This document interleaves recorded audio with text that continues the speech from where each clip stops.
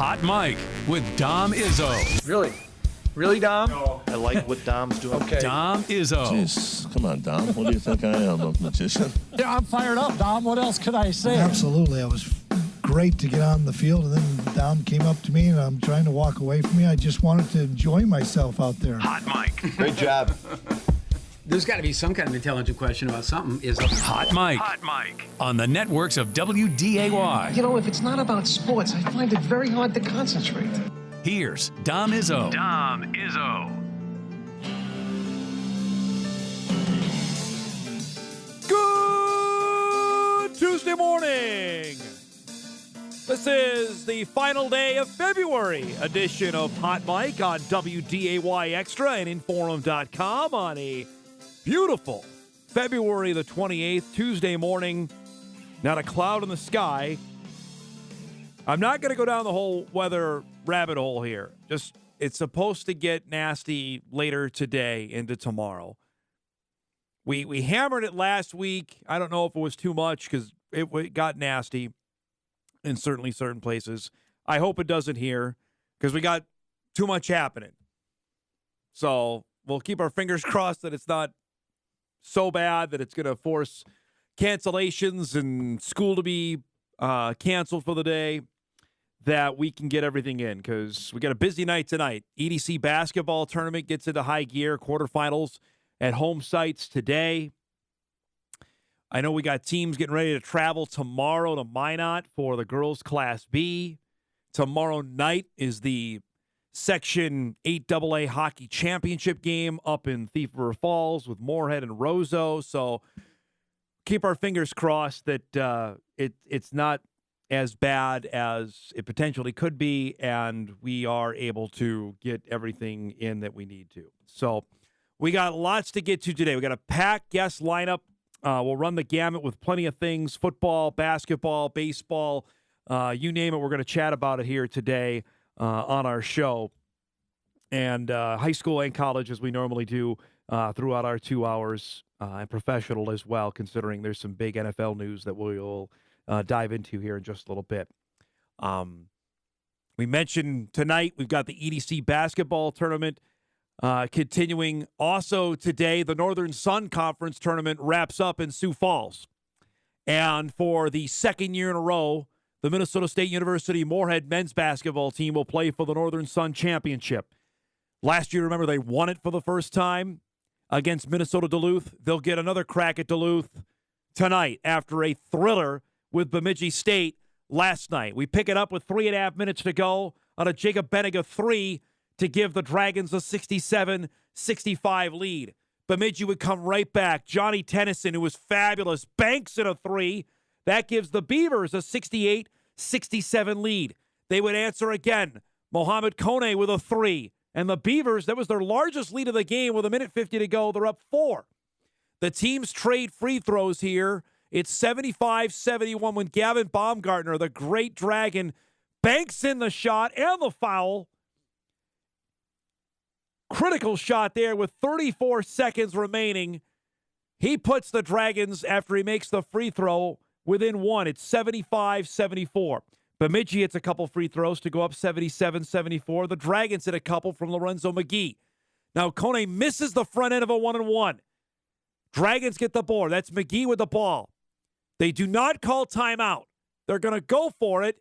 McGee leaves it for Baumgartner, who gets it back. McGee will launch here with a second to go and win it for the Dragons at the buzzer. Minnesota State University Moorhead with a buzzer-beating win. It was eventually called a 2 as they reviewed it. 78-77, the final. This possession looked like it was completely disjointed, but it ends up where it needs to be as McGee hits the game-winning shot, and the Dragons will play for the Northern Sun Championship. An absolute thriller. 78-77, the final score. How about a little nerd stat there? Beat Bemidji in 2003 on a buzzer beater. That's pretty good. This game was almost over at halftime. MSUM was cruising, but you see the stat there. Bemidji State shot 60% from the field in the second half. And so the Dragons will play on. They will play for the Northern Sun Championship. That game comes up tonight against the University of Minnesota Duluth. They split the season series with the Bulldogs. They won the first game on New Year's Day in Duluth, 72-58. Then the Bulldogs got them back convincingly, 87-69 the final. Duluth got by Northern State, who was the number 1 overall seed in that game. Of course, the Bulldogs are led by former Dragon assistant Justin Wick. This will be a heck of a game. 7 o'clock tonight at the Pentagon in Sioux Falls. The winner gets the automatic bid to the NCAA Division II tournament, which I believe both of these teams are assured of that. I have to look at the Central Regional rankings, which I can do here in a second, but that was phenomenal. What a way to end the game, and congratulations to the Dragons, who are back in the Northern Sun championship game. They have been there a few times before with Chad Walthall as head coach, and finally broke through last year when they beat Duluth. The latest rankings that came out last week, by the way, Northern State was ranked 2nd. So despite the fact that the Wolves lost yesterday, Northern State is going to still make the tournament. MSUM was 5th. This will only solidify them in the tournament. Duluth was at 7, and the top 8 go. So they were on the bubble. Probably this gets Duluth in. Obviously, whoever wins it gets the automatic bid. I would think, even if the Dragons lose tonight, they are safely in, and we'll confirm that. Tim Bergstraser, head coach of the Dragons, going to join us here in about 10 minutes from Sioux Falls on game day morning as the Dragons will take on Duluth for that late game. Big night for Duluth basketball as the women play in the first game, led by former Cobber Mandy Pearson. They'll play at 4:30 in the women's championship game against Mankato. So that is the Northern Sun Championship lineup. We talked about it late last week. That tournament never ceases to deliver. It always has a either great game or games, and it has been the case again here in Sioux Falls this year. So we'll see. They are a talented team. Benniga's excellent. Baumgartner has been a stud for his entire time. Dane Zimmer has been. These are all guys that Bergstraser was a part of. Chad Walthall got to MSUM and has built a consistent program that is perennially at the top of the Northern Sun. And that should be a heck of a ball game, which we'll talk about here coming up in a few minutes when Tim joins us from Sioux Falls. That was one of the big sports stories locally yesterday. The other was the National Football League story, and everybody knows where I'm going with this, and a story that was not surprising, but it is official. Yesterday, Adam Schefter reported from ESPN that the Washington Commanders officially released Carson Wentz after one season at the helm of the Commanders. And not surprising considering how the end of the year went. The move, and it's a money move completely, saves Washington $26 million. Wentz has 2 years remaining on his contract, but had no guaranteed money. That's why they're able to bite the bullet there. The Commanders, as we know, gave up 2 third-round picks and a second-round pick to Indianapolis to get him last year. He threw a combined 7 touchdowns in his first 2 games, but after that, it did not go well. The team scored a combined 55 points in the first 2 games, only 47 over his next 4 starts. And you saw he broke his finger in that game, on that Thursday night game against Chicago. He didn't play the next 8 games. He started the last game of the season against Cleveland, and we know that was bad. He was 16 of 28 for 143 yards and 3 picks in a 24-10 loss to the Browns. He was the 3rd-string quarterback for the finale. That was Sam Howell, who started for Washington. This is the game we're talking about against the Browns. And now there's going to be some real questions here going forward. We talked about this going into last season, especially after the deal was made, that there are only so many opportunities you are given to be a starting quarterback in the National Football League. And 2023, if he signs with another team signs him, that will be his fourth NFL team in 4 years. That's a lot. From Philadelphia in 2020 to the Colts in 21, last year with the Commanders, and then if there is a new team next season. I want to play a quick snippet. This is from NFL Live on ESPN yesterday. Dan Orlovsky, who knows Carson. Orlovsky spent time in Philadelphia, lives in Philadelphia. I know his wife, I think, is from Philadelphia, and knows Wentz. Was asked about Carson's future. We'll play. This is a short snippet from NFL Live yesterday. What's next for him? I think one of two options. Find a team that has a starter that's a little bit in question, the Miami Dolphins, and maybe go say, I'm going to be the backup. And we know Tua has a little bit of an injury with history with injury. The second thing is, maybe he's done with football. He's been beat up a ton. He's got a ton of injuries. He's made himself a ton of money. Maybe Carson Wentz walks away from the game and decides to go and kind of live his life outside of football. I think those are one of the two things that can happen. Wow. I don't know if that has been said publicly before.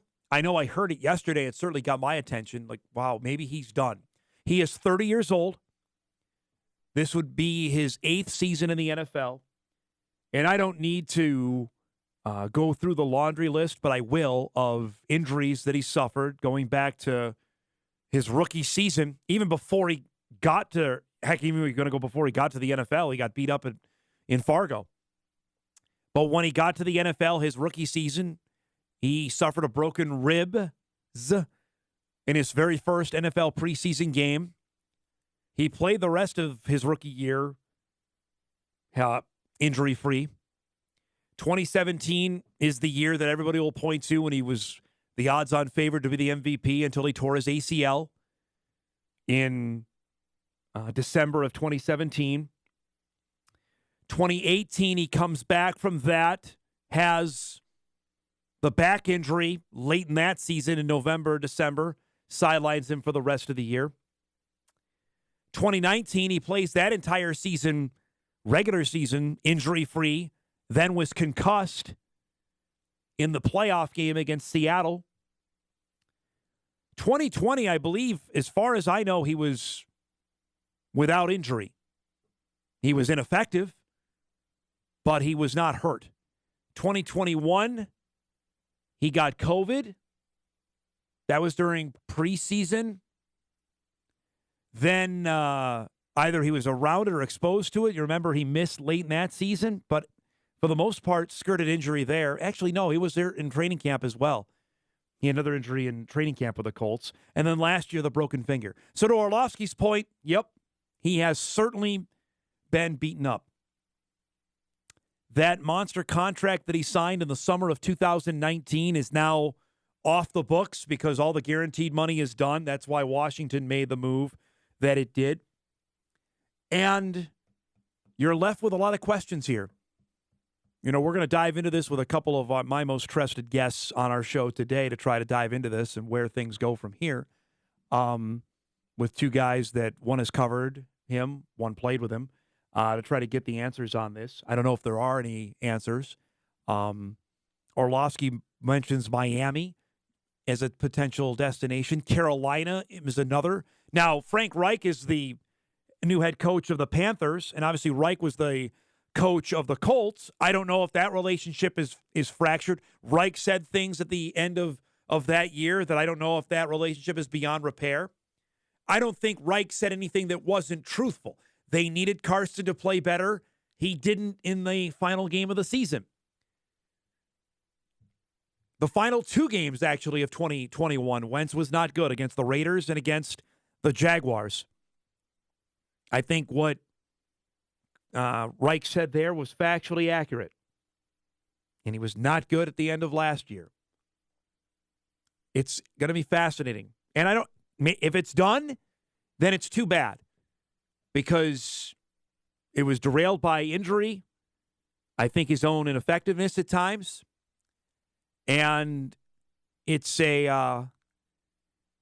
it's not a sad story. It's what could have been story. If it is over. I don't believe it is. But that's a question that's going to be answered here over the next month with NFL free agency starting. I believe his days as a starting quarterback are done. I do believe that. He is a backup now. Maybe at a spot, to come in and pinch hit, but not as a starter. I don't believe so. We are packed here this morning. As I mentioned, coming up in just a few minutes, Tim Bergstraser will join us from MSUM in Sioux Falls. So the Dragons will play for a conference tournament championship tonight against Minnesota Duluth. We'll preview that here in about 5 minutes' time. At 9:35, Mike McFeely will join us in his usual Tuesday time slot. We'll chat plenty on the Summit League basketball tournament as the Bison men and women are set to head to Sioux Falls. Kyle Emanuel will join us at 10. Obviously, we'll chat on his former teammate in Carson Wentz. And it is NFL Combine Week, which I'm sure Kyle will love to chat about his trip to Indianapolis back in February of 2015. We'll do that. And at 10:35, Jay Bachman will join us, Central Cass girls basketball head coach, as the Squirrels are off to the State B for the third time in 4 years. That's our show lineup on a busy Tuesday, so let's get it started. Hot Mike returns after this on WDAY Extra and InForum.com.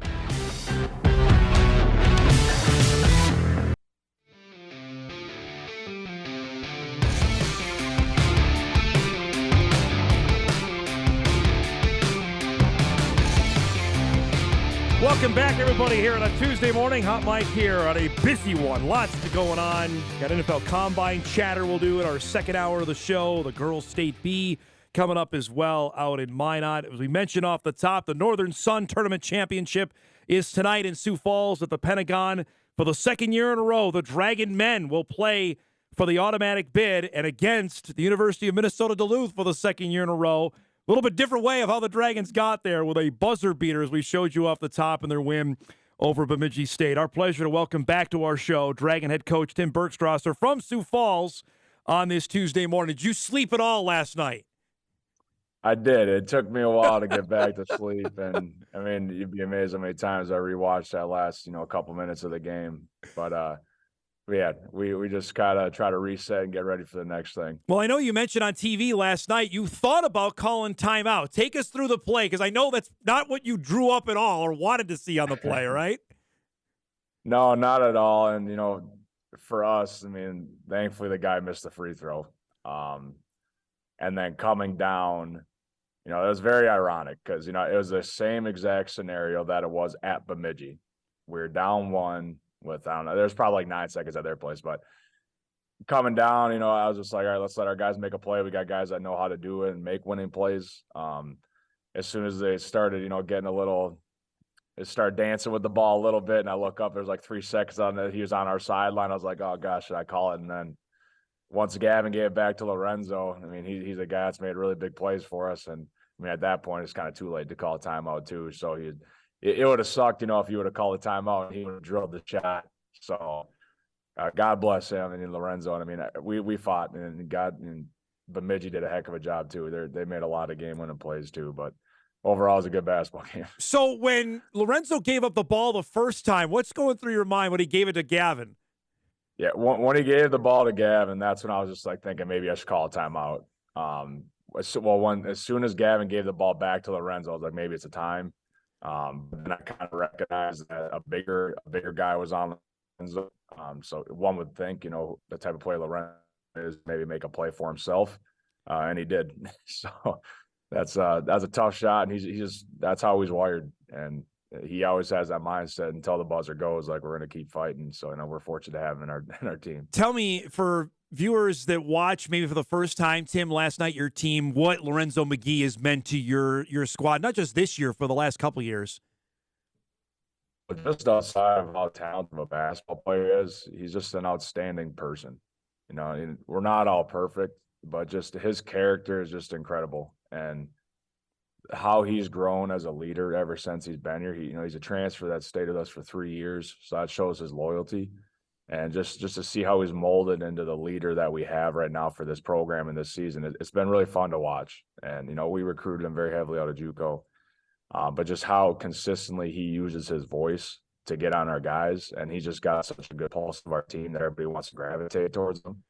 Then on top of all that, I mean, he's a very talented basketball player. He knows how to make plays.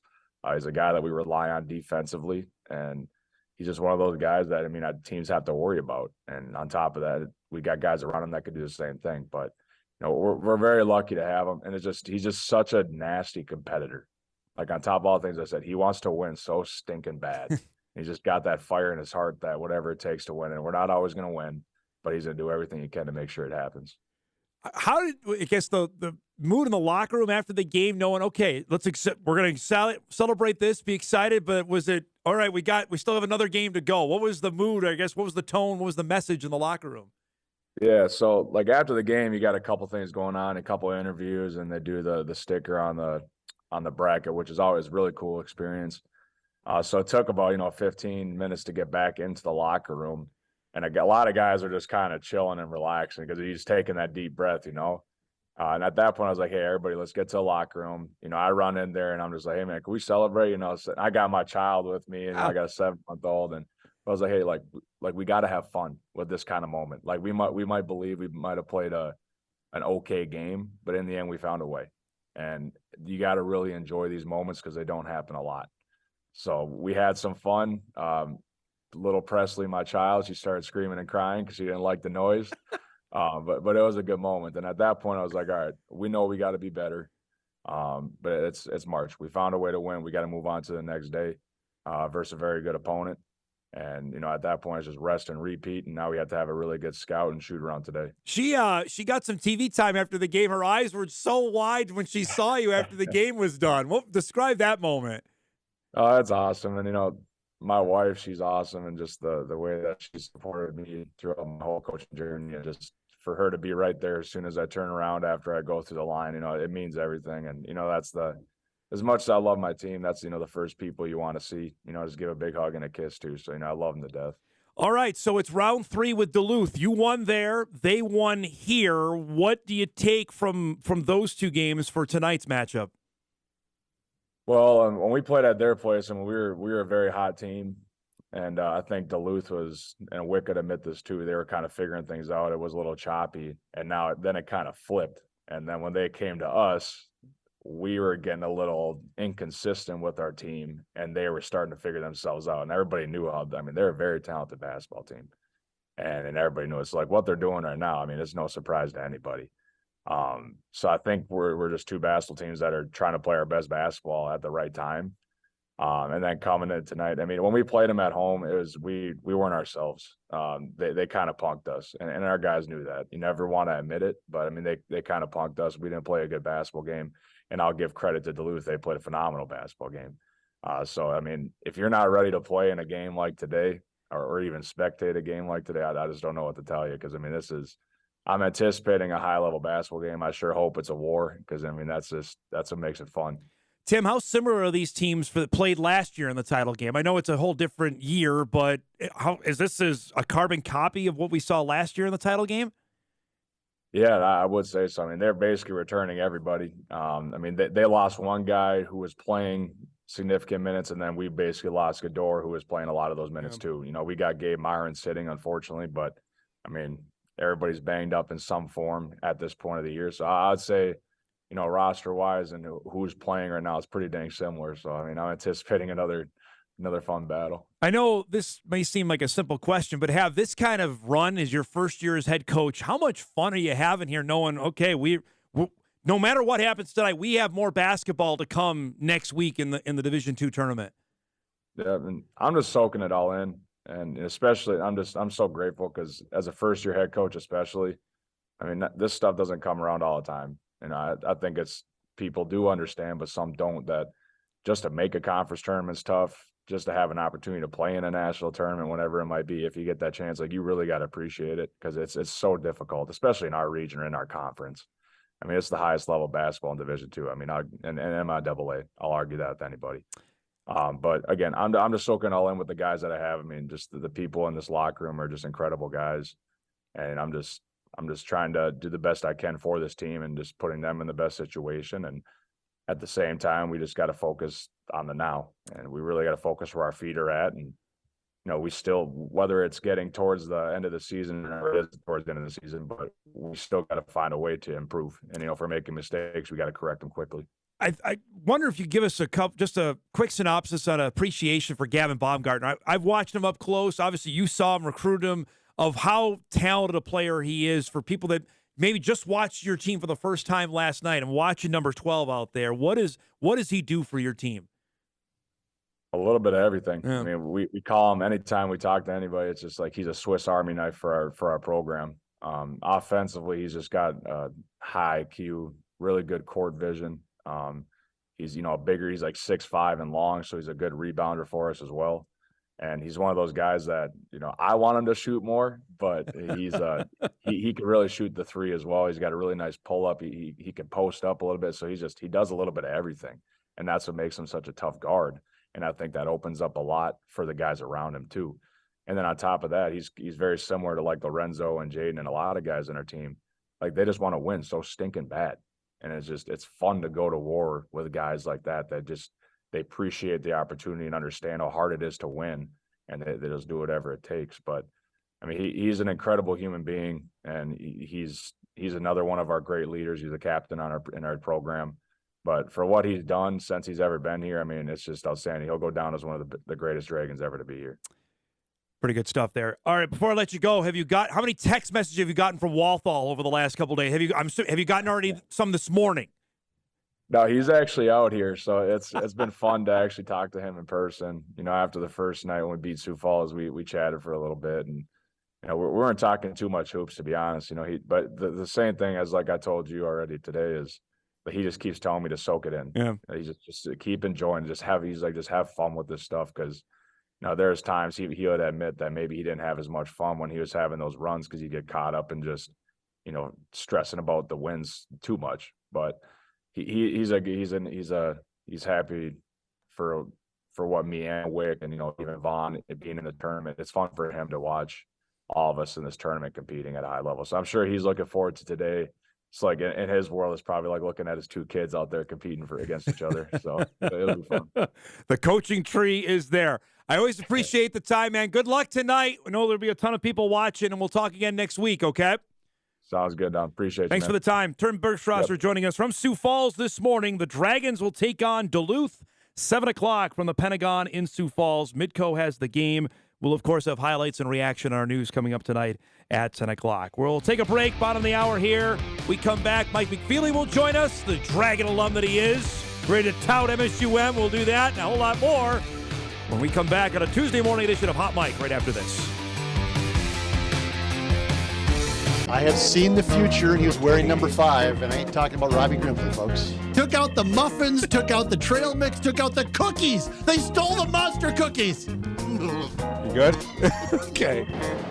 Is there a reason why I'm out of the shot?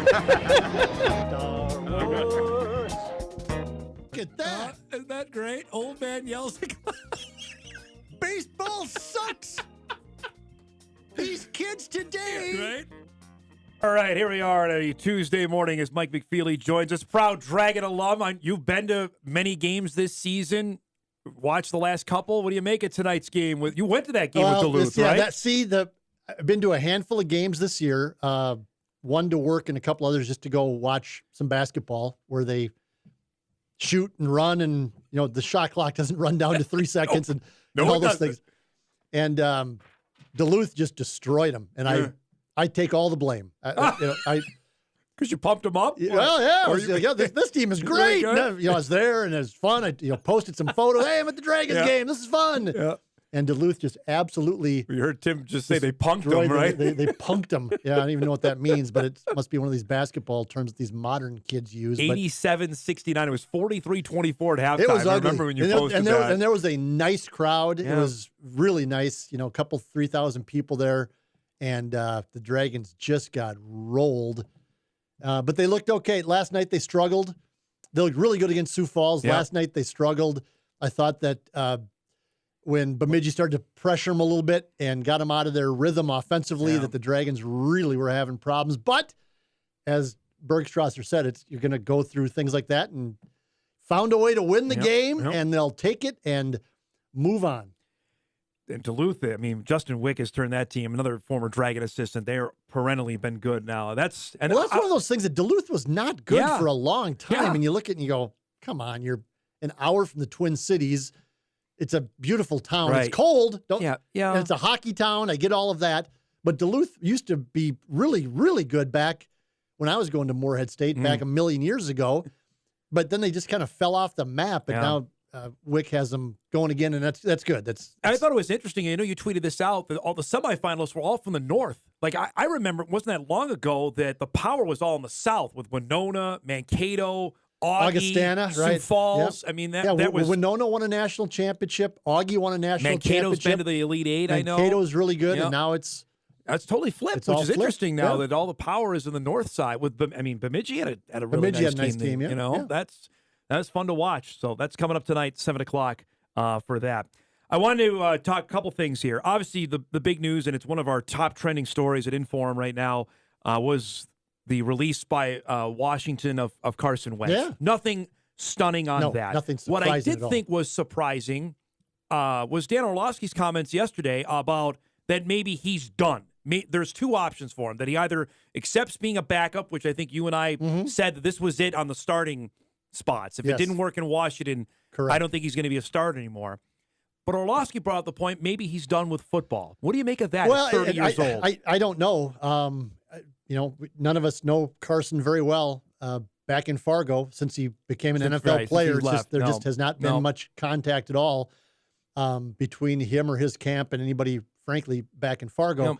But, I mean, it wouldn't shock me now at this point. It would surprise me if he was done, but it wouldn't shock me because he's had 3 opportunities now to be a starting quarterback, and they've all gone by the wayside. Right. And the way things ended in Indianapolis, which wasn't completely performance-based, but it was, because late in the season they needed him to play well, and he did not. No. And last year he was just awful late in the year when they gave him the chance to beat the start. Browns. I mean, so if you're Carson Wentz, you've made $106 million plus, just off salary, plus what you've made off endorsements, which is significant. You have a couple of kids. You've, taken your shot at being an NFL star.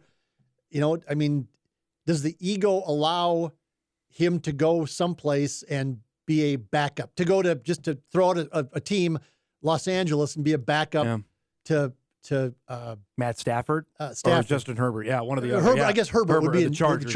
right? Yep.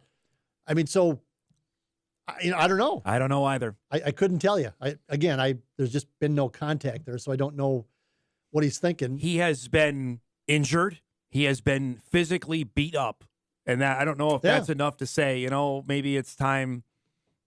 I don't know. Like you make a great point. We just don't know. We just don't. But it just, I don't know what the chances of him going someplace, being a backup, and then working his way into a starting job. I just saw somebody listed on Twitter the number of quarterbacks now who are out there as free agents, and he's one of about 20 guys that have some starting experience.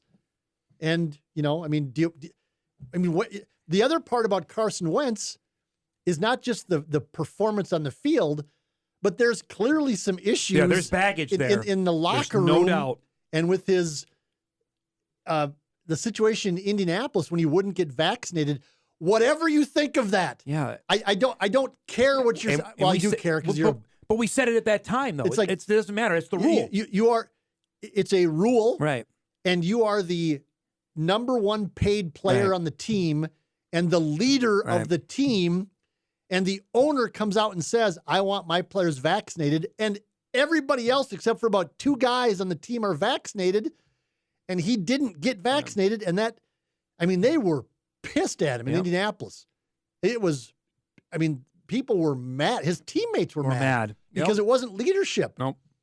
And that's what you need out of a starting quarterback. And I know that Cousins didn't do it in Minneapolis. And by the way, and it cost the Vikings. It cost the Vikings, So, again, whatever whether it's political or religious, whatever, it was the rule. It was at the time. Yep. And so, either do it or don't. And that's another red flag there. We talk about the baggage you're mentioning. And there was some in Philadelphia. Absolutely. That there was whatever was said there certainly proved to be accurate. That came from and so that. if you're going to have a backup quarterback, is that what you want as a backup quarterback? You want your backup to be quiet. You want no issues. Well, out of that, I don't think that. I don't think Wentz is like a mouthy problem. But you don't want any issues out of that. That's Right, what I meant. That's what I meant. Yeah. Yep. You just want him to be there, and if your starter goes down for a game or two, he has to come in and be competent. Yep. And that's all you want. It's just fascinating here. He's 30 years old, and it may this all be over. It may all be over. It's so, and I wrote about this a couple of years ago, but the fall from grace has just been shocking. Stunning. Yes. I mean, it's not like it was like he had, 2 or 3 really good years and then sort of slowly gradual, faded. It's like he just went from potential MVP to just pariah. Yep. I mean, and just like nobody wants anything to do with them, apparently. I mean, it's just, when he went to Washington, people were going nuts in Washington because they traded too much for him. It was like a 3rd round and a 4th round pick. Right. And people are going nuts. Talk radio and the fans are going, what are you doing? Yeah. It's Carson Wentz. You're giving away a 3rd round pick. It's like, okay. Yeah. Maybe they were right. I don't know. As it played out, who knows? The injury, obviously, that played a big part, but the Commanders saw nothing in him and the salary was obviously he was owed $26 million. Yeah. There's no way. And now his contract's non-guaranteed after this, so it's done. He's done. It's his big money days are over. Done in the NFL. Yep. Just kind of shake your head on that. He made $106 million. Right. So no one's going to feel sorry about he'll that. He'll be fine. Right. It's not like he's going to be scrounging for change, but it's just all of it from being there. You and I were there. Kolpak and I were all there from the beginning of all this, and to see where we're at now is just shake your head. You really do. I've told the story a million times, but I was out in Philadelphia for his very first regular season game. Yeah. If you remember, we all thought that he was going to be the backup for a year, and then he was going to be the start. But Doug Peterson in Philadelphia said, no, he's my starter. And so I went out to Philly for that first game. Joe Biden was there as the vice president. There was a flyover. It was incredible. And I get back to Fargo, and Chris Kleiman was the head coach, and I saw him in the basement of the Fargo Dome, and Chris goes, so how, what do they think about him out there? And I said, Chris, he owns Philadelphia. He does. He really He is the king of Philadelphia. Yep. I mean, Barack Obama was saying, I got to get on the Wentz wagon. That's right. Hillary Clinton, Joe Biden, it was a presidential year. Right. You got to get on the Wentz wagon. Yeah. Unbelievable. It was. And that was around Philadelphia for 3-4 days over that weekend. And it was, he owned Philadelphia, which is not an easy thing to do. No.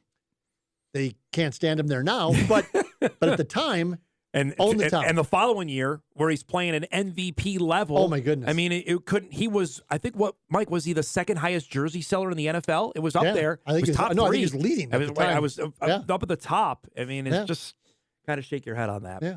We'll take a break. We come back. We'll chat. Mike's on his way to Sioux Falls along with our show for the Summer League Tournament.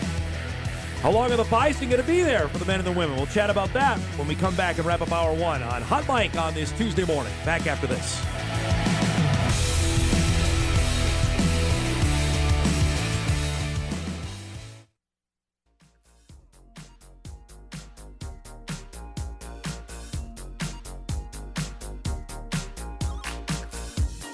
All right, wrapping up Hour 1, back with Mike McFeely here on this Tuesday. A couple emails come in on our topic of Carson Wentz. Do people really forget how he carried the team at the end of 2019 to a division title, even though he was throwing the guys off the street? It appears so. If people can't acknowledge him playing well for 3 to 4 seasons, they just want the story to be he had one flash-in-the-pan season because they simply don't like him. I know I brought that up before you came on, Mike, the 2019. He played all 16 absolutely. games. I don't know about the part they don't like him. That's an opinion. But the emailer's exactly correct about the 2019 season. He played well that whole year and then got cheap-shotted like the in the third play playoffs of the game against the Seahawks. And he just wasn't the same the next year after that either. So his last year in Philly. A fair email. Okay. Wait a second, Dom. I need to take a sip off my Canada Dry ginger ale. Well, I was going to set it up here. You got time. I'm trying to get you some sponsors for the segment. That. I'm trying to do the Matt Entz press conference thing where they set out the Pepsi products and the Dasani water, whatever it is, and make sure they're facing. So I'm just going to take a sip of that. Cool, crisp, refreshing Canada Dry ginger ale. Sure, if they care of our show. We were at the game on Saturday. The Bison men. Makes me really want to be on the show and just gives me lots of energy. So whoever owns Canada Dry, if you're looking for a great sponsor, spokesman, yeah. If you're looking for a great sponsorship there you go. possibility for this program, I drink Canada Dry every day.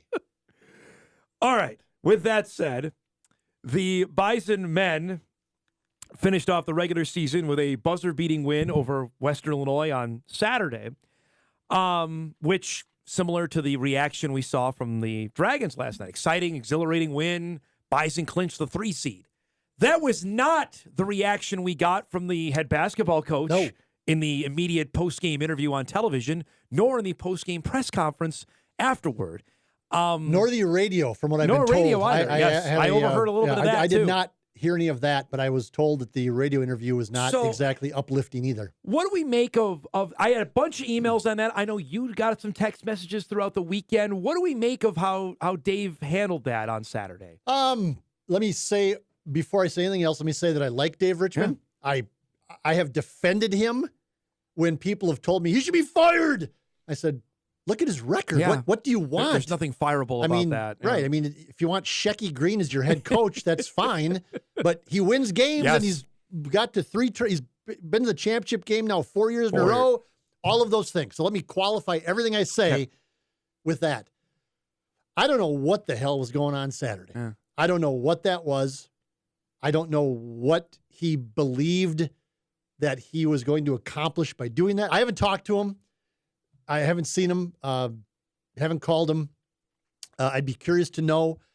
I know that Dave values honesty, and so he was being honest with his emotions and feelings, and he said that after the game. Right. But I don't know what you were trying to accomplish or the message you were trying to send. The odd part to me was I was actually, my wife and I have season tickets, so I wasn't actually working that day. I was actually up in the seats. My wife's a big Bison fan. I enjoy going to the games just as a break from reality. And when the game was over, I'm like, wow, that was a horrible second half, but what a finish. But they won. And the crowd, there's 2,700 people there. Crowd. Yep. They're going nuts. Yep. The players are celebrating. They're mobbing each other. All of the previous 15 minutes of just ugliness wiped away. What was forgotten, even though as a coach you can't forget that. And so I told my wife, I'm like, I got to go to the press conference, and just give me a half hour here. Please wait. I apologize. I have to go ask Dave a couple of questions about finishing third in the league with an incredibly young team. You avoid Oral Roberts until the championship game if it comes to that. And again, with a team that lost, 5 regulars last year. 95% of it scored. And he's playing 3 true freshmen and 4 at times with Sam Hostreiter. And I have to go ask the question, that's not bad.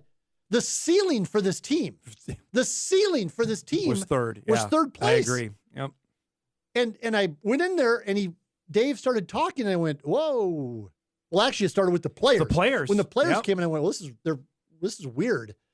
Like Bowden Scunberg, who just made the winning shot, looks like, as I wrote in the paper, like somebody just ran over his dog.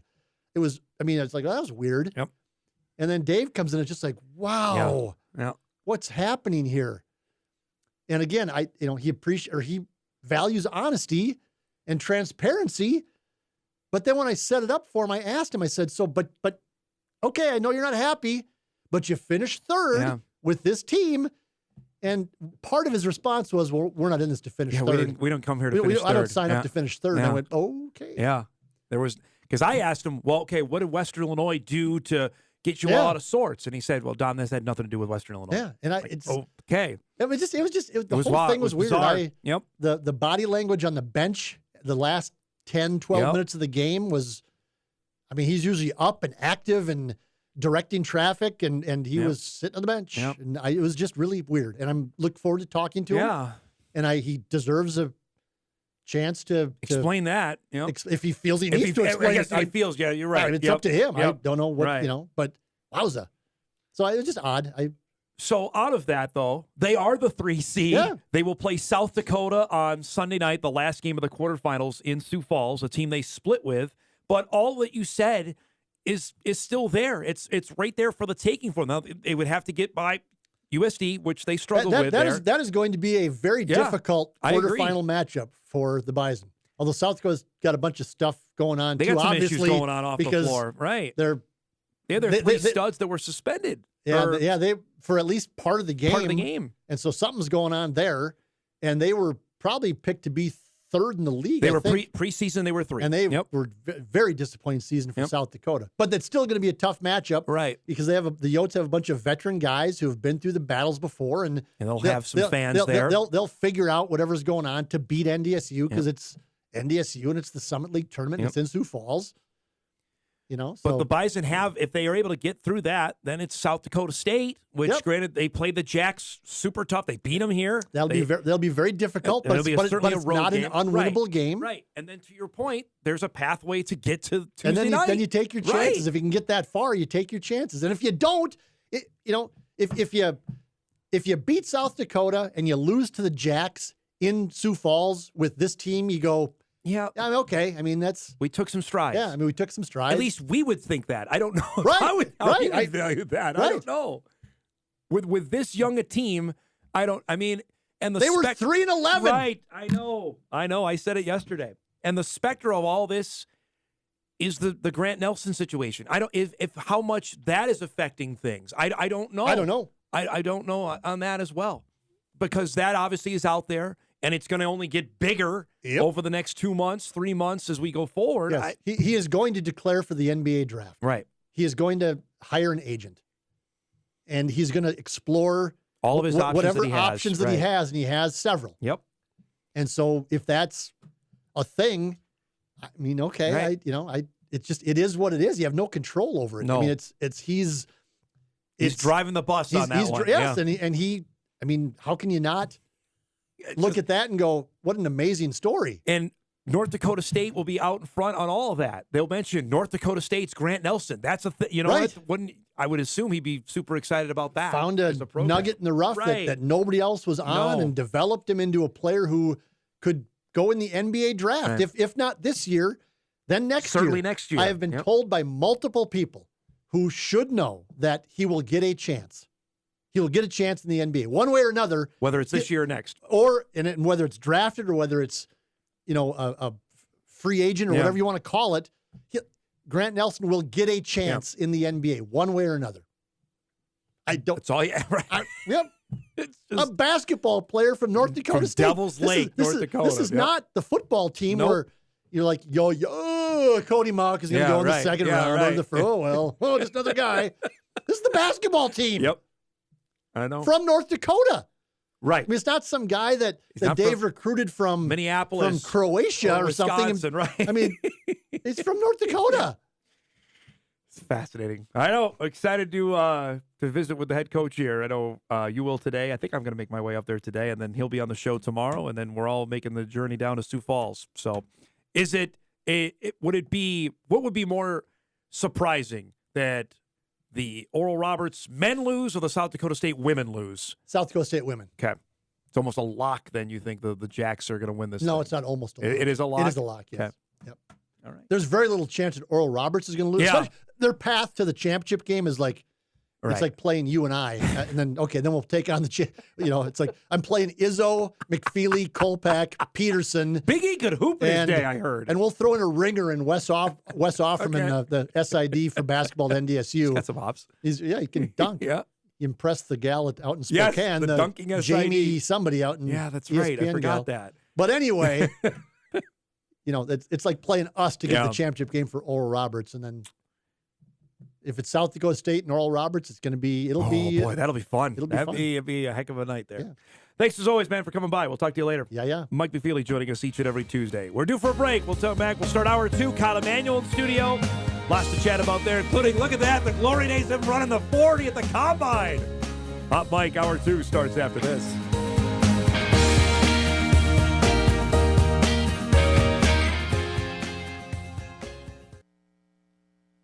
This is Hot Mike. Hot Mike. On the networks of WDAY. Here's Dom Izzo.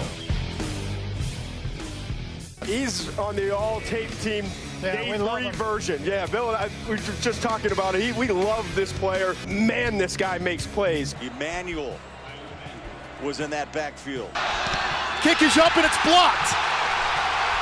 That's a live ball scooped up by North Dakota State. Kyle Emanuel takes it all the way down to the 5-yard line. I remember I was getting recruited. Coach Bull told me, if you come here, I think you'll win a national championship. He never said anything about 4. Always good to see our guy Kyle Emanuel here in studio. We got a lot of football chatter to get to. We were talking in our first hour. I know when you were on last week, we were visiting about Carson Wentz's future. The news came down yesterday that the Commanders have released him. Dan Orlovsky, I posted this. I don't know if you saw the Twitter clip that on ESPN about maybe being done at 30. I know you know a little bit about that as well. It's a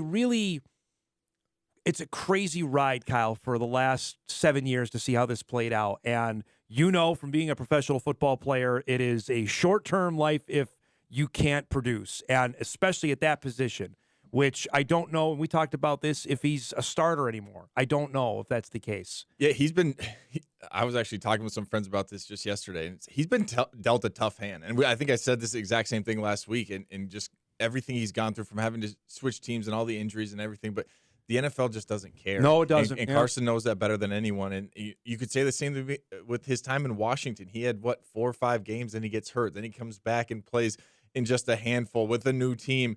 Struggles in one game, played really well. Actually, the game that he came in for just a half, I believe it's the Niners. The Niners played really well. But now they're looking at, okay, we can save $26 million in cap space, and they decide to move on. And I think we all, we kind of saw this happening. But it's tough. And if you were going to ask me what I think he's going to do next, I am very conflicted here because I haven't talked to him.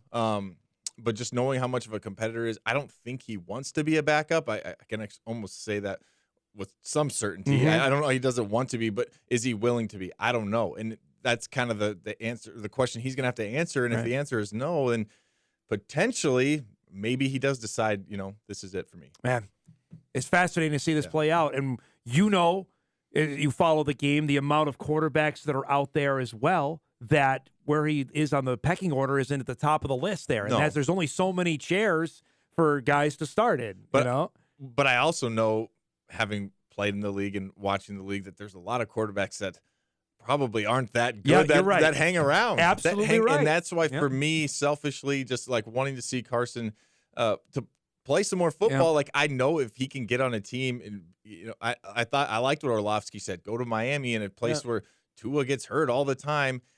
If he can get another chance, play well, like I don't think his time is done in the league if he wants to play. Like he has the ability. I said this last week, like he definitely has the ability to keep playing, but I mean, people probably said the same thing about me, and I decided to step away too. So like I would understand either way. He's been beat up. He really has. The amount of injuries that he's had for a quarterback, it's been a lot. And not only that, but I think he's been, and I know he does a good job of staying away from the noise, but he's been, taken through the ringer emotionally and on the other side of things and all the things that people are saying about him. And that takes a toll on you if you don't do a good enough job of keeping away from it. I think he has. But hey, he has a terrific family. I think he has, I don't know where he wants to settle down, but wherever he wants to settle down, if he wants to have a nice, quiet life, I understand it. And I get it. He's already made enough money that he's golden there. Just knowing him the way I do, I mean, the competitive juices are not ready to be done, I have to assume, but there is and you know this, you told me this last week, there is a physical toll that comes, and he has certainly, it has been exacted on him, going even back to his rookie year when he got his ribs broken in preseason, to the concussion, to the back, to the finger, to the ACL. I mean, you can just that's a laundry list right there, and I'm probably missing a couple. Yeah, and so you have to start to question, how is he feeling? Does he feel like he can still get up? I know that was the question I had to wrestle with when I retired the first time, was like, can I go through another off season of this grind of working out and getting myself, because I knew what I needed to do to be ready for another NFL season. I didn't think I could do it. I really didn't, or at least not to the level that I expected. And, has he reached that point? Only he can answer that.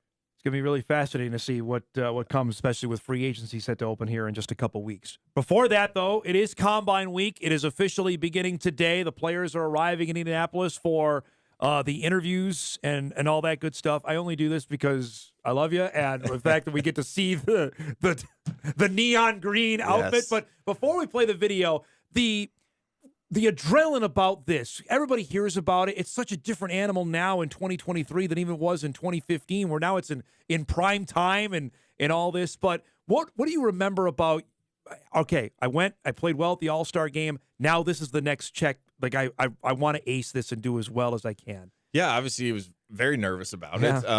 I grew up watching the Combine, and I just remember thinking, like, wow, being on that stage with national TV audience and everyone's staring at you, like, that would be pretty tough. And it was. But what I remember is, and I've probably told you this before, but, like, there was so much that went into the Combine up until the part that you see on TV. Like, you were there for, 3 or 4 days, and you go through the interviews and the medical and the getting up early and the drug tests and going out and weighing in like you're a piece of cattle in front of all these people in the and it was like, once I finally got to the thing, I was like, okay, this is what I trained to do. I was just like, I'm just happy to be here. I'm just happy to be at this point in the Combine where I no longer have to think about anything else. Like, let's just go out and perform, do the physical things I've been training for the last 2 months and kind of get that part over with and then get on a plane and get out of here. So it was almost like a relief, especially once I got done with the 40. The 40 is the one that everyone looks at, right?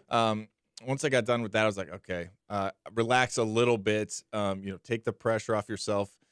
I've done okay so far. Let's just finish this thing out. And that's basically, is it sun up to sundown, all that other stuff you're talking about before the on-field stuff? Well, I still remember, I can't remember the exact schedule, but the drug test was insanely early. Yeah. Like, I want to say 5 a.m. for it. It was somewhere in that area. Okay. Then you have the thing that there was always something you could be doing, because everyone knows about the formal interviews, but there's also informal interviews that you could basically just go into this room. There'd be scouts, coaches from almost every team. And you just like walk around and hope someone wants to talk to you. And I did it a couple times. It's like speed dating almost. Yeah, and I did it a couple times, and I was just kind of like looking around. I was like, does anyone want to talk to me? Like, I'm not just going to go up to this team. And, so I did that sometimes, but I didn't know if I should be over there the whole time or when. I also needed to relax and focus on what I did. So there was always something going on for sure. All right, so now let's get to the good stuff, the on-the-field stuff, which I think we have almost video of all your drills from 2015. Great. So I'm sure. Love it. So I found this great that Gus Bradley was there, Bob Babbage was there, which obviously guys that you ended up playing for, which is fantastic. This is the first of the 40. Now, I'm asking to remember 8 years ago, but do you remember what was going in your mind before this? No, I don't. I do remember the turf, like, it's almost like in golf when you get too many divots. Yeah. Like, the turf was completely not wrecked, but it was like soft and like tore up a little bit. No yeah. kidding. I still remember that part.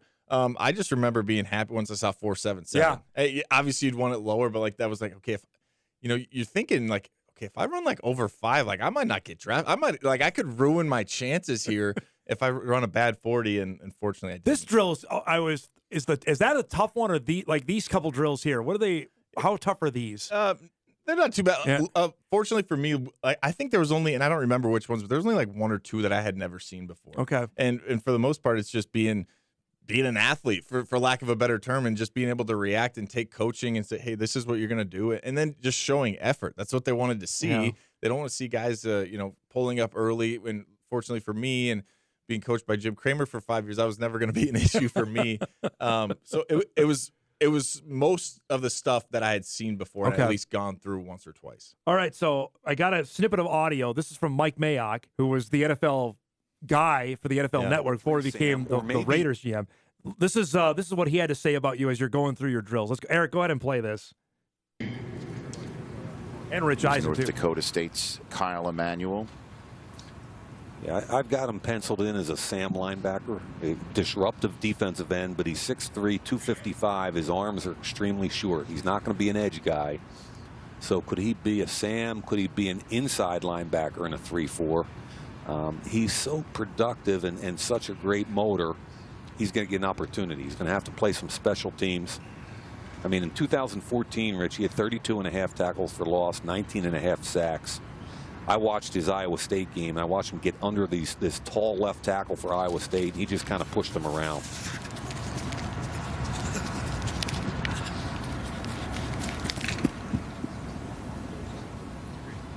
4.79. All right. So Looks like a child. So about his evaluation, what did you make of that? Pretty good. Pretty close. The funny thing is he became my GM for a couple weeks. Yeah, with the Raiders. So what do you mean short arms? What is that? Come on. He's not wrong. That was that and playing in the FCS were probably my two biggest knocks coming out. You're gonna have some weaknesses. Yeah. Like there's got to be something. And I know there was some on-field stuff as well, but yeah, I do. I mean, technically, I do. I think if you measure my wingspan, it's like right at my height, so 6'3" Where like edge guys, they're looking for guys that are 6'2", 6'3", 6'4", that have a 6'7" wingspan. Oh, wow, okay. Things like that.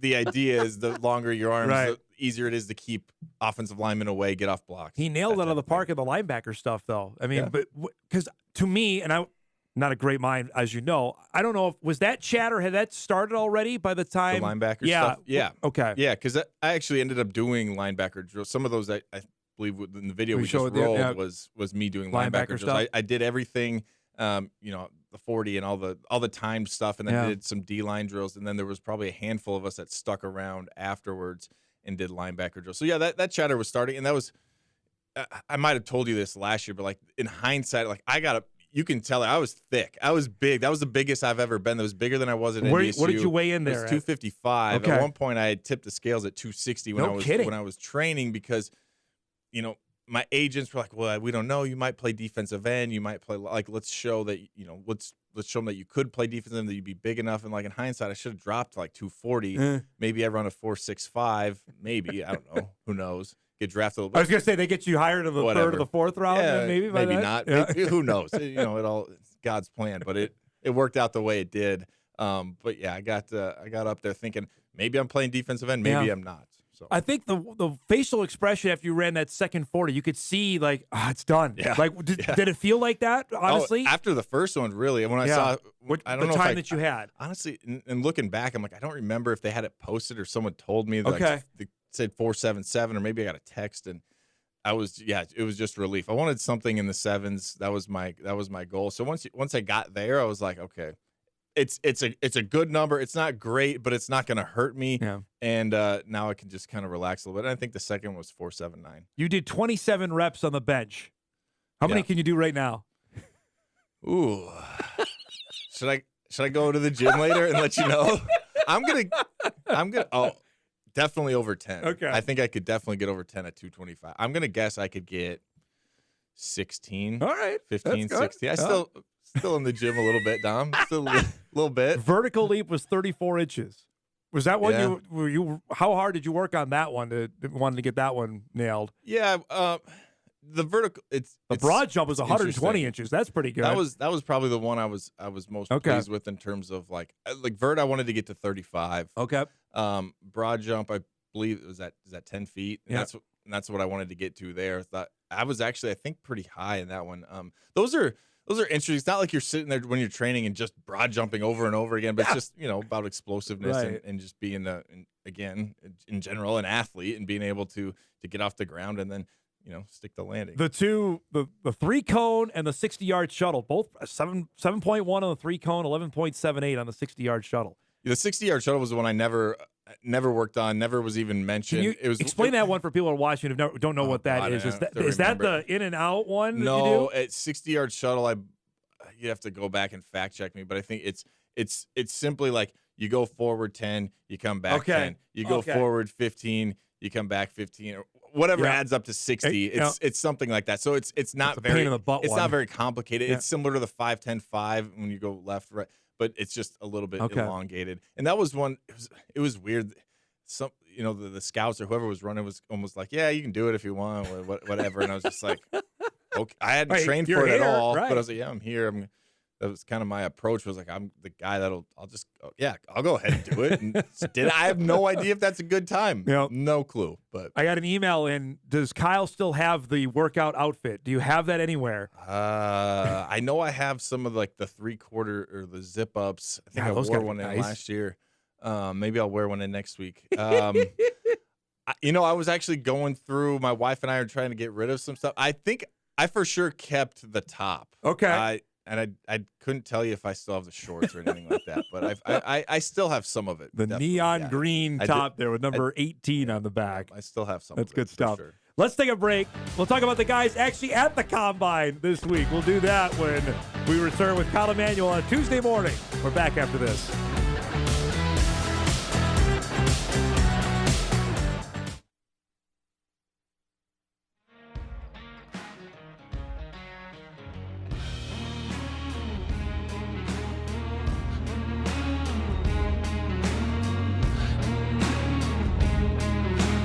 All right, enough with memory lane there. I appreciate you letting us go down that.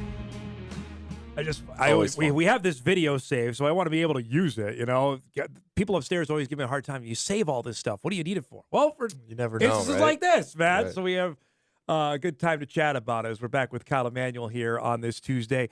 So the NFL Combine begins actually today. The on-field workouts don't begin until Thursday. The defensive line and the linebackers go Thursday.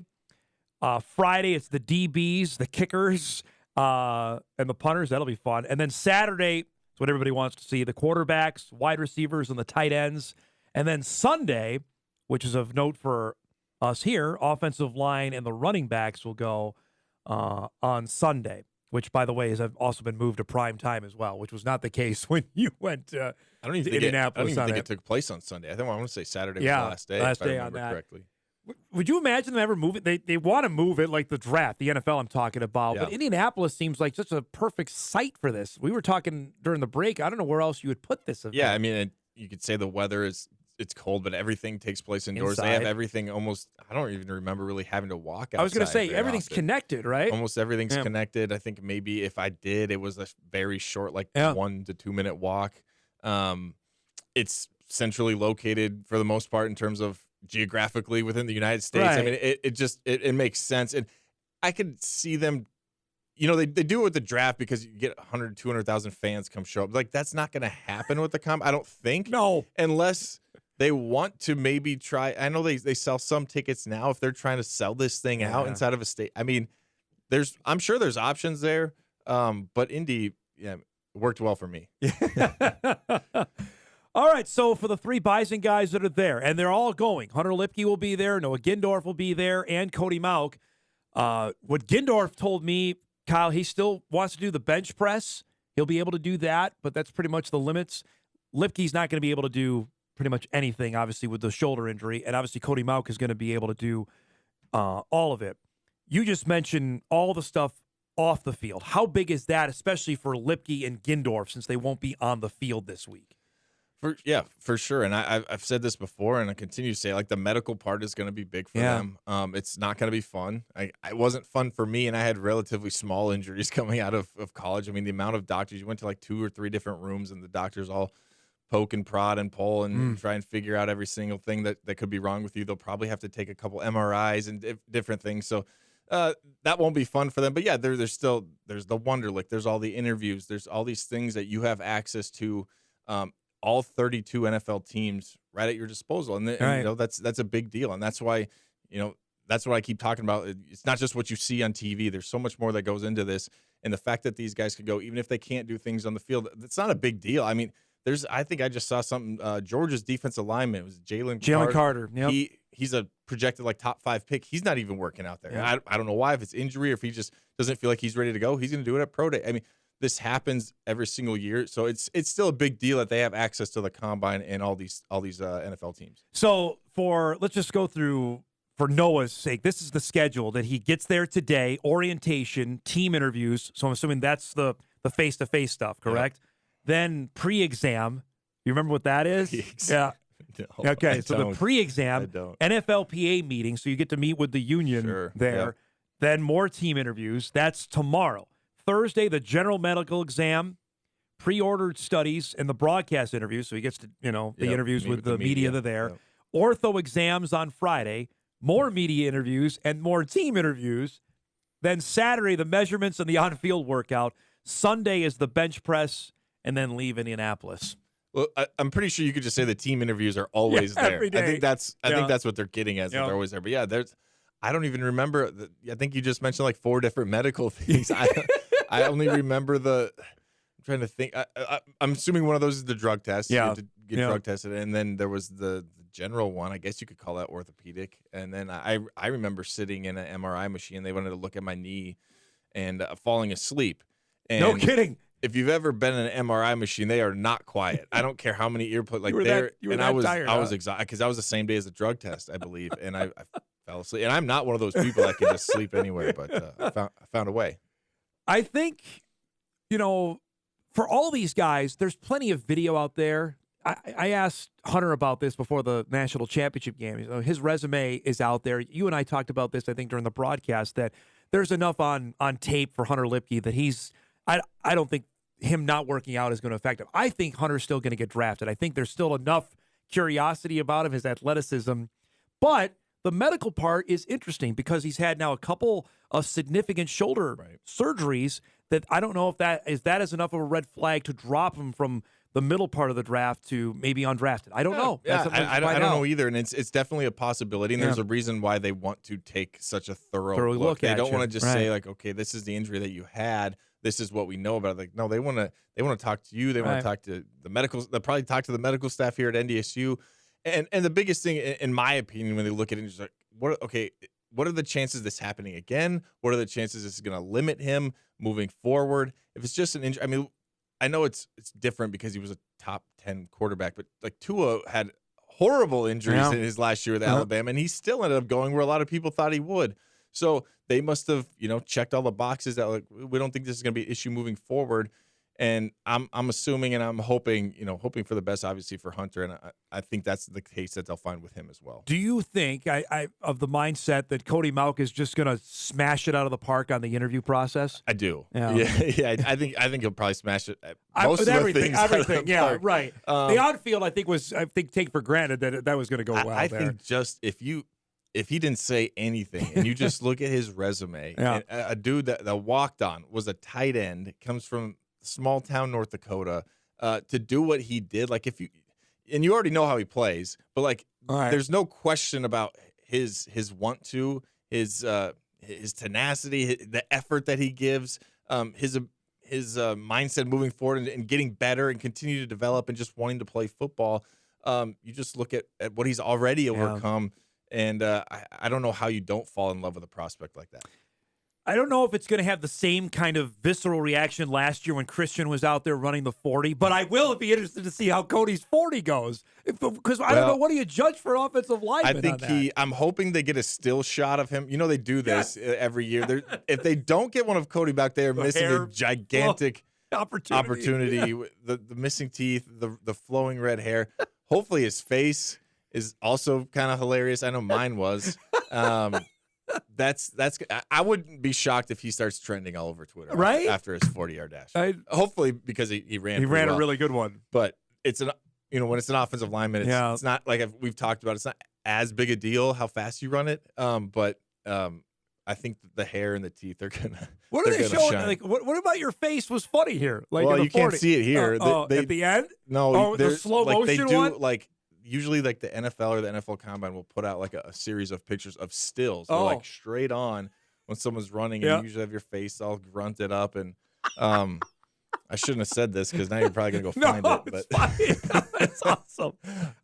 Man, I just remember last year you and I were texting, and you told me your phone blew up with Christian's 40 time. I mean, that's the kind of attention, and if you knock it out of the park, look what happened with Watson. I think it could very well happen with Cody Mauch here this weekend. It absolutely could. And it might not be the 40. It might be the bench press. It might be his three-cone, whatever. Yeah. But obviously, the 40 is the one that gets the most attention. And considering it was a 4.29 last year, it's probably another reason why it blew up for Christian Watson.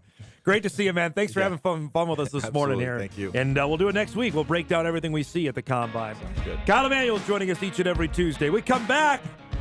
We're just a couple days away from the tip-off of the girls' State B in Minot. One of the favorites is Central Cass.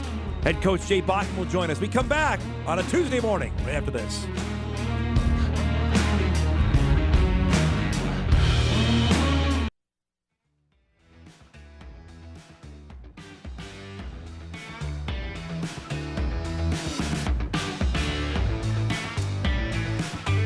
Welcome back, everybody, on a busy Tuesday morning. Hot Mike rolls on here. We are just a couple days away from the girls State B basketball tournament tipping off here on WDAY. We can give you our schedule lineup. You'll see the quarterfinal games all day long on WDAY beginning at 1 o'clock with the first game with Central Cass and Bowman County, about 2:45 for the second game, which will have rugby in Langdon area, Edmore, Munich. And then our evening session begins at 6:30 with the top seed Thompson as they'll take on Edgeley, Cullen, Montpelier. And then we wrap up the day with Kenmare Bowbells against Garrison. The 4-5 matchup wraps up things on a busy Thursday. You'll see all the games live here on WDAY. In that first game, back for the third time in 4 years, are the Central Cass Squirrels. They won Region 1 on Friday night. They knocked off Northern Cass to make it back. It's good to see our good friend Jay Bachman back, who always styles at the State B. What, you have the suits picked out yet? Or what do you know what you're wearing yet? I kind of changed up my wardrobe this year, and I've been going more of a comfortable look for come on, man. I'm going a little bit more comfortable. I will have a suit brought along just in case. But I've just been going a little bit more comfortable. All right, that's fine. How about some stylish socks? You got the stylish socks for us. Do you have that? I do.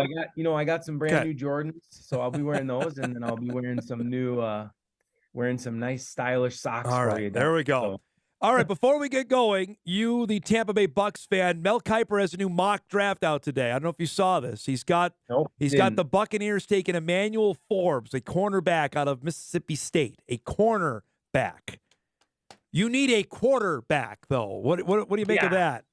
We need both of those things. So I don't know if you've looked, but our cap hit this year. We're like minus $90 million. So, I mean, we're going to have to, honestly, everything's like, we're going to have to trade away really old, like veterans and sign a ton of rookies for minimum deals. So she might look a little bit different for the old Buccaneers come next year. But here's the thing, that division's bad. You won it with 8 wins last year. You could do that again next season, right? For sure we could. That's the sad part is we could easily do that, but it's gonna be a little bit different. We won't be signing any big time free agents, I'll tell you that much. Well, here we are. It's almost March. Your team is still playing basketball. Tell me, how does this one feel different than the other two when you made it to state in 20 and 21?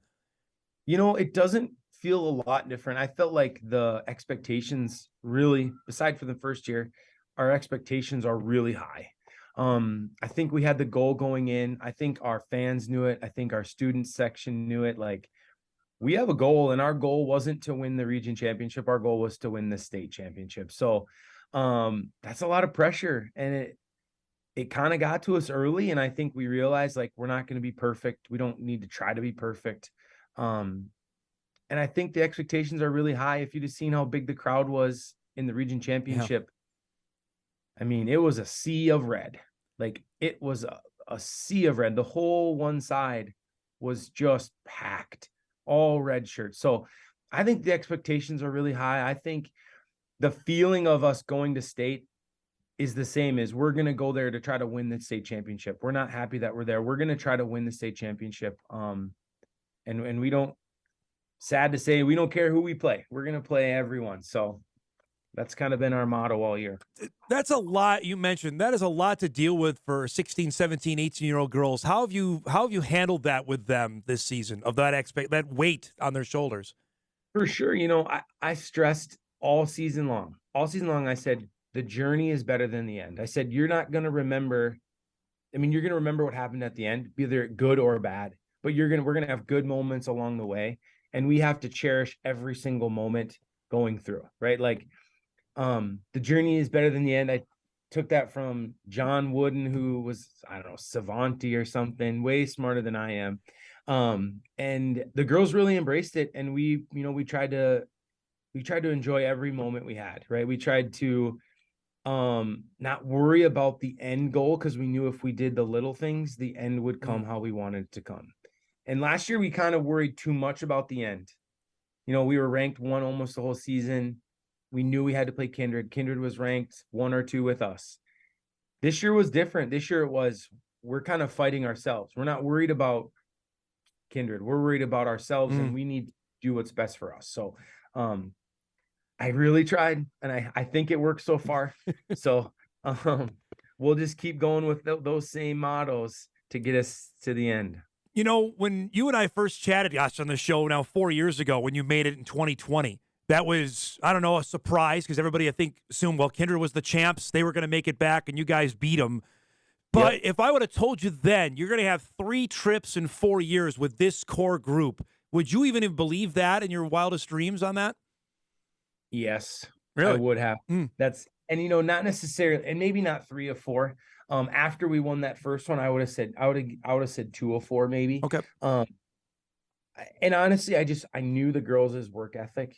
I knew that their love is basketball. Like that's what they want to do, and I just knew that we had a chance. Now, I'm not necessarily certain that like going 4 or 4 that was a stretch. Even 3 of 4 is a stretch, but I'll take 3 or 4. I sure will. I mean, everyone in North Dakota would, I suppose. Like when we're playing good teams, and I think that I have to give it to like the girls. And I mean, I have 23 girls this year, and they work their butts off every single day. And that's the reason I would have said, you know what, we have a chance to go to state 2 years, 3 years, because they just work so hard, and the time they put in the weight room and film study, it just really is. I'm very lucky as their coach that they do those things. So it seems crazy that DeConte Smith was burst on the scene in 2020, and now she's an established star. What do you want to see? You got 3 last games to coach her here this week of what she's meant to your team and your program. I just want to see her continue to shine. Like I want to see her, keep taking those steps to be that star, to be that person, because at times she does pull back and becomes a little bit passive at times. And not because she is afraid or anything. It's because she likes to see other people succeed too. So getting her that opportunity to shine and to just get her on the big stage one more time. Like, it's crazy with, all the new streaming services, and you guys do a good job of covering us.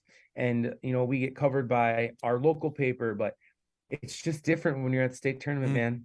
Just everyone's watching you, and, little old Class B girls basketball sure puts out some good stuff here in the next 5 days. They're going to put out some really good stuff. And it's just going to be exciting. And it just gives the girls time to shine. And I got 4 girls on my team that 4 of my starters are playing college sports somewhere. 3 of them are playing basketball. 1 of them's playing volleyball. Like we got a chance, and that's big, right? Like that's big time, man. Yeah. The last time that's happened. Yeah. When you saw the pairings come out, you get Bowman County, who won Region 7. What do you know about the Bulldogs? And we talked about this off air. You're so used to playing in the night games. What do you make about playing the first game out of the chute against this opponent? I'm excited to play the first game. I think the girls are, and I think we just kind of embrace it as, hey, we're the tip off, right? We're the lead up. We're going to start this off. We're going to start the state B with a bang. And I think the girls are excited about that too. We're going to travel well, so I'm not worried about that. I think we're going to have tons of fans. I know Bowman's they're going to bring their entire towns, and their whole county is going to be empty, right? Yeah, like pretty much. It's going to be awesome. I think Bowman's a good team. The one thing that scares me is we didn't play a single common opponent that they did. So we don't have, how do you compare each other, right? Like we have teams that we just haven't played anyone in common. So a little nervous about that, not having that common opponent to kind of go off of, but we've seen some games of theirs. We've watched some film. They're a good team. We're going to have to play well to beat them. And I think the same goes for them, is that they won't know a lot about us either. Yeah. So I think it'll be a pretty evenly matched game, and I think it's going to be a good tip-off game. We got to roll here, but I want to leave you with this, that you mentioned just I don't know if it's sentimentality around this is the last run for Central Cass in the Class B. Give me your thoughts about that, knowing you're moving up, and what this tournament has meant to you and your team over the 3 of the 4 times you've been there now. How sweet would it be to be the last Class B champion, right? Like to move on and say, you know what, we did it. We put our stamp on it. We were the last. We've never won a championship. We've been there. And this is our 9th time, which is awesome, which is great. We've gotten 4th like 5 times, or we've gotten 2nd 5 times. So we got to get that elusive 1st championship. And what a way to go to get to be the last one, right? To be the last Class B champion before we move on to Class A. So it would be awesome. I know the girls are excited. I know our whole community is excited. I hope we can put on a good show. I have a good feeling you guys will when you get out there. It's great to see you, man. Congratulations on another great run. Good luck this weekend, and we'll talk again soon, okay?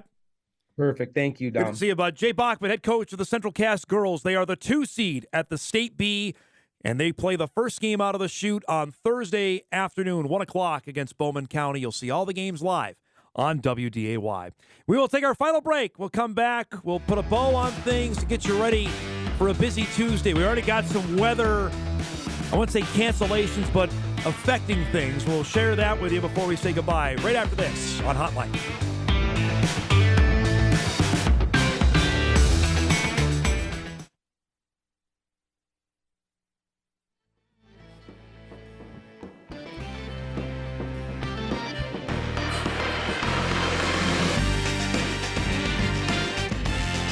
Holy cow. This is a quick-moving show. Tomorrow, Dave Richmond will join us in his usual Wednesday, 10 o'clock. Lynette Johnson will be with us as well. She, of course, will be on the call of the girls' State B. She and Cullen Holt will have all the action from Minot beginning on Thursday. Excited to see Lynette again. We'll get a full Class B preview. She actually got to see Caitlin Clark play in person. So if you don't want to trust my word on how good she is, the stud from Iowa, you can talk to Lynette about that. She's going to join us coming up tomorrow on the show at 10:35. We started the show, obviously, discussing with the pending storm that potentially looks like it's going to bear down on us has already affected a couple of games. We have the EDC basketball tournament resuming tonight. Wahpeton West Fargo girls has now been moved up to a 5:30 start at West Fargo. Remember, there's no more JV games, so that will start at 5:30. The Shanley boys are heading to Devil's Lake. That game has been moved up to a 6 o'clock start time. So those two have been affected with the earlier start time with the weather. So just to let you know on that. And any other changes, of course, stay tuned. InForum.com, WDAY will have all updates on that for the quarterfinal round of the EDC basketball tournament of the boys and the girls. They play at home sites tonight, and then we move on to the Shack, the girls on Thursday, the boys on Friday, then state qualifiers and the championship games coming up on Saturday on a very, very busy basketball week. Our poll question today, what's next for Carson Wentz? You can vote at Hot Mic WDAY. Starting job, backup quarterback, or done with the NFL. 56% voting backup quarterback, over 210 votes coming in. Done with the NFL, getting 40%. A starting job only at 3.4%. So that's what people that are voting, and you can still do that at Hot Mic WDAY on one of our big stories today after the Washington Commanders releasing Carson Wentz, freeing up $26 million of the salary cap. And now it's potentially his 4th team in 4 years if he finds another job. So we'll see with NFL free agency about to start here in a couple weeks. Let's get you ready for what to watch before we get out of here. It's a busy Tuesday night. We mentioned got a ton of high school stuff happening. We got Minnesota section basketball going on the girls' side. We've led our show with it. The Dragons play tonight for the Northern Sun Championship against Minnesota Duluth, 7 p.m. on Midco. The winner gets the automatic bid to the Division II NCAA tournament. Both teams are likely in the field no matter what happens, but they want that championship to cut down the nets. The Dragons won it last year, going for back-to-back titles. They split the season series with Duluth. That's tonight, 7 o'clock on Midco. The Minnesota Wild, red-hot Minnesota Wild, are back at home tonight for they got to get out of Dodge for the state wrestling tournament set to begin at the X. Take on the New York Islanders tonight. Brock Nelson, pride of Warroad, back in his home state. He's got 27 goals to his name, by the way. 7 o'clock on Bally Sports North for that one. between the Islanders and the Wild. It'll be a good game. Islanders are a good team. That's coming up tonight. Also, national television for our Minnesota Timberwolves as they'll take on the LA Clippers tonight, 9 o'clock on TNT.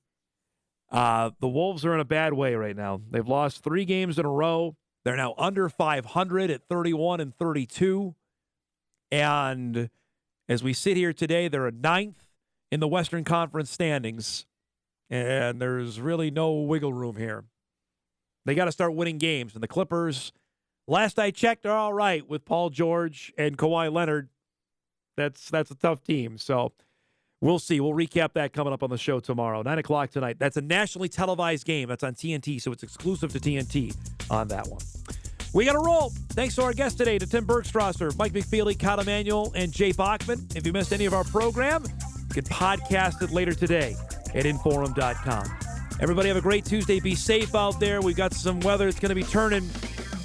The news is coming up here at the top of the hour. We'll be back here tomorrow on Hot Mike on WDAY Extra and InForum.com. Have a great Tuesday, everybody.